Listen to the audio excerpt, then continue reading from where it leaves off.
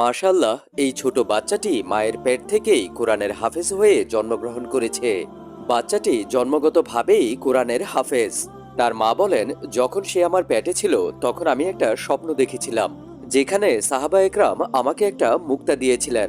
এই বাচ্চাটির নাম ইয়াহিয়া, কারণ স্বপ্নে আমাকে বলা হয়েছিল যেন আমার আগত সন্তানের নাম ইয়াহিয়া রাখি। বাচ্চাটি আল জাজিরার বাসিন্দা, আর তার বয়স 2 বছর হতে যাচ্ছে। এই তোতলা জবানেও সে সুন্দর করে কোরআনের তেলাওয়াত করতে পারে। যদি তার সামনে কোনো সূরা পড়া হয় আর বলা হয় এই আয়াতের পরের অংশটি পড়ো, তাহলে সে সুন্দর করে পড়তে পারে। আপনারা নিজেরাই শুনুন।